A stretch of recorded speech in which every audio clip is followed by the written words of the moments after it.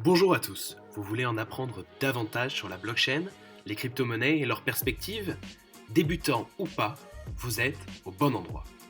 Je vais essayer pour cette première vidéo de débroussailler cet univers et de vous offrir des clés de lecture du marché pour les années à venir. De la manière la plus claire possible, je vous expliquerai les grandes lignes du fonctionnement de la blockchain et du marché des crypto-monnaies. Puis, je mobiliserai votre attention sur les deux grandes révolutions à venir dans le secteur, Ethereum 2.0 et le halving du Bitcoin. C'est parti! Pour vous expliquer ce qu'est la blockchain, je vous propose une définition simple, celle de son créateur. Il s'agit d'un système de paiement purement pair à pair permettant de réaliser des paiements en ligne directement d'une partie à l'autre sans passer par une institution financière. Plus simplement, la blockchain, c'est un système d'échange de valeurs rapide, sans intermédiaire et ultra sécurisé. La véritable valeur ajoutée de la blockchain, c'est de permettre à deux individus de s'échanger de la valeur en ligne sans passer par un tiers de confiance. Et là où elle est révolutionnaire, c'est que les transactions sont opérées et validées par des indépendants. Ces derniers reçoivent en échange des rémunérations automatiques.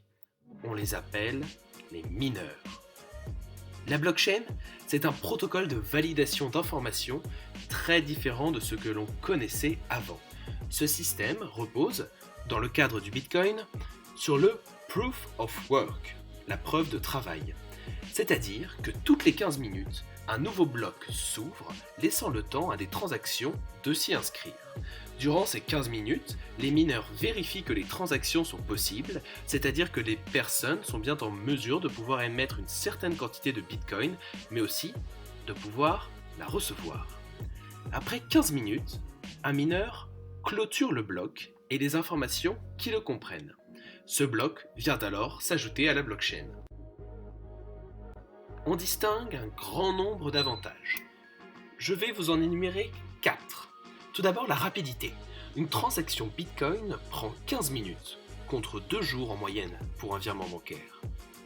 Ensuite, l'anonymat. Plutôt que d'être identifiés par un nom, les utilisateurs détiennent un code de 25 caractères, un hash. Autrement dit, une adresse digitale. Troisièmement, la sécurité. Comme évoqué précédemment, le réseau repose sur des milliers de mineurs qui valident les transactions. Le réseau est donc décentralisé. L'attaque d'un des mineurs du réseau n'aura pas d'effet sur le reste du réseau blockchain. Enfin, la transparence. Il faut savoir que tout le monde a accès à tout moment à la blockchain. On parle de grands livres. On peut consulter toutes les transactions qui y ont eu lieu. Maintenant que vous possédez quelques clés de lecture pour comprendre ce qu'est la blockchain, nous allons nous intéresser au marché des crypto-monnaies. Vous l'aurez compris, la principale crypto-monnaie est le Bitcoin. Et vous allez comprendre que le marché des crypto-monnaies est extrêmement concentré autour d'elle. Mais il en existe des milliers d'autres qui ont chacune leur propre protocole d'opération. Comme le montre ce graphique de CoinMarketCap, aujourd'hui, 14 avril 2020, le marché du Bitcoin représente 127 milliards de dollars, c'est-à-dire le nombre de Bitcoin en circulation, environ 18 millions, fois leur prix, environ 7 000 dollars. Alors que le marché de toutes les crypto-monnaies additionnées représente environ 198 milliards de dollars. À lui tout seul, le Bitcoin représente donc 64,2% du marché des crypto-monnaies. Ce pourcentage peut être suivi simplement sur le site CoinMarketCap, vous le voyez ici en haut apparaître. C'est un indicateur important, car plus la concentration est basse, plus cela semble positif pour la blockchain, car cela montre la bonne répartition de la valeur sur le marché. Ensuite, il est important de comprendre que la majorité des crypto-monnaies ne peuvent être achetées directement en euros. Il est souvent nécessaire d'acheter du Bitcoin pour pouvoir acheter d'autres crypto-monnaies moins utilisées. Il existe donc une forte corrélation entre le prix du Bitcoin et celui des autres crypto-monnaies. Comme nous le montre ce graphique de Binance, un des exchanges les plus célèbres, le plus important en termes de volume de trading, si une case est supérieure à 0,5, alors on peut estimer que la corrélation est importante entre deux crypto-monnaies. Nous avons encadré la colonne concernant le Bitcoin. Pour continuer sur le Bitcoin, je vous présente la courbe complètement folle de son prix depuis que CoinMarketCap le liste. Cette courbe part d'avril 2013. Même si la crypto existait avant, il est peu probable que vous ayez eu l'occasion d'investir dedans.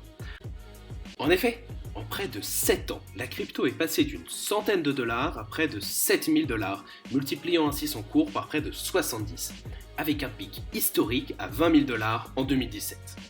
Depuis toutes ces années, le Bitcoin est complètement décorrélé du marché boursier classique. Cependant, ces dernières semaines, en parallèle de la crise économique que nous connaissons due au Covid-19, nous assistons à une chute du prix du Bitcoin de près de 30%. Certains analystes se posent donc la question suivante. Le Bitcoin, qui était jusqu'ici une valeur refuge, est-il finalement en train de perdre ce statut et de devenir un actif spéculatif comme les autres corrélés à la bourse ? Je vous propose ce graphique en piste de réflexion. Un élément de réponse qui irait dans ce sens serait de penser que la régularisation des contrats à terme sur le Bitcoin du 13 janvier 2020 du Chicago Mercantile Exchange Group, CME, a poussé des institutionnels à rentrer sur le marché du Bitcoin et qu'il pourrait y avoir une quelconque corrélation entre les cours boursiers et le cours du Bitcoin. Cependant, il est encore trop tôt pour déterminer si cette corrélation est avérée. Abordons maintenant les deux grandes révolutions à venir sur le marché des crypto-monnaies.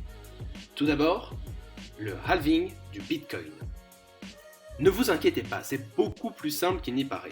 Halving, c'est un mot anglais qui signifie diviser par deux, half. Alors, qu'est-ce qu'on va diviser par deux ?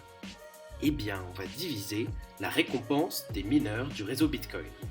En effet, les mineurs valident les transactions et en échange de ce service, il est inscrit dans le code qu'ils reçoivent une récompense en Bitcoin. Plus précisément, ils reçoivent aujourd'hui 12,5 Bitcoin par bloc de transactions validées.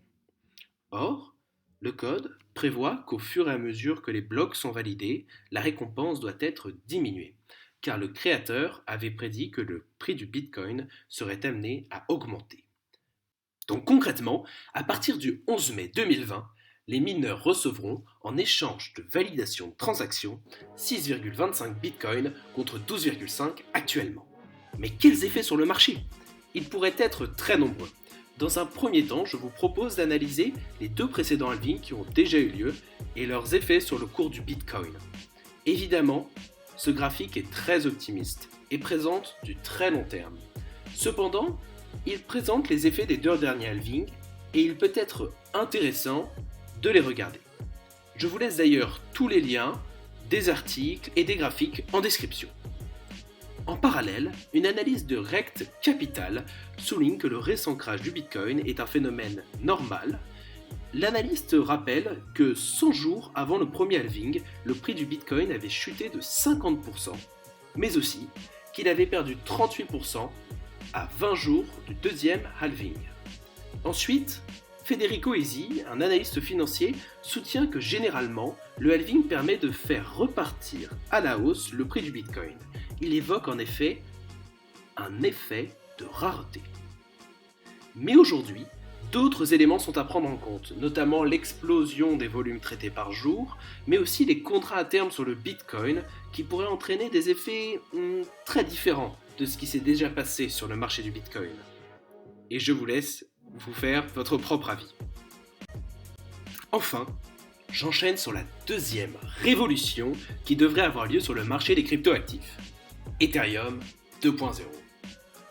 L'Ethereum est la deuxième plus importante crypto-monnaie après le Bitcoin. Sa capitalisation est évaluée à près de 18 milliards de dollars.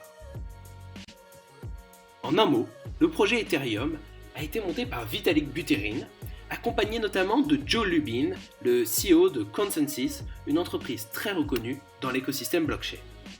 Ethereum est une plateforme qui permet de donner naissance et de faire vivre des projets sur la blockchain à l'aide de smart contracts.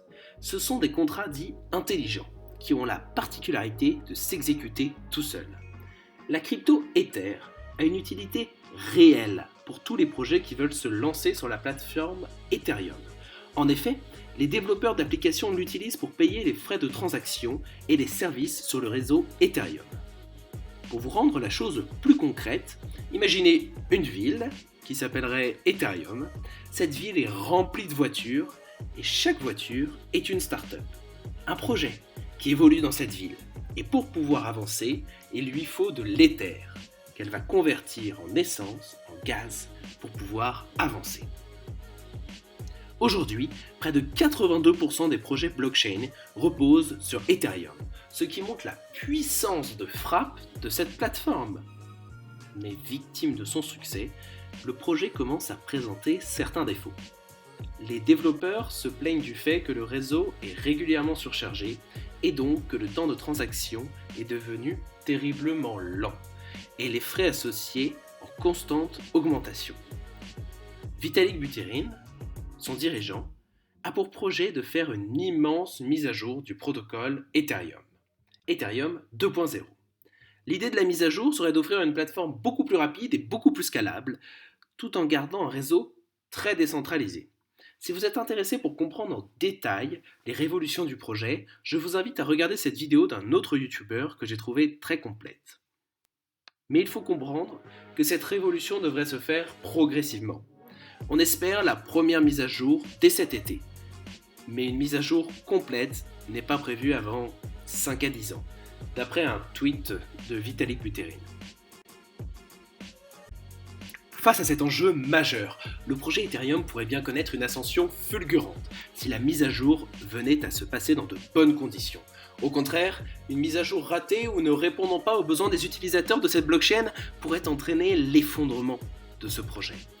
Dans cette optique de période un peu douteuse pour le projet Ethereum, le projet Tezos, qui propose une plateforme relativement équivalente mais plus rapide, pourrait tirer son épingle du jeu. Pour finir, vous l'aurez compris, le marché des cryptos est un marché complexe, mais dirigé majoritairement par les fluctuations du Bitcoin.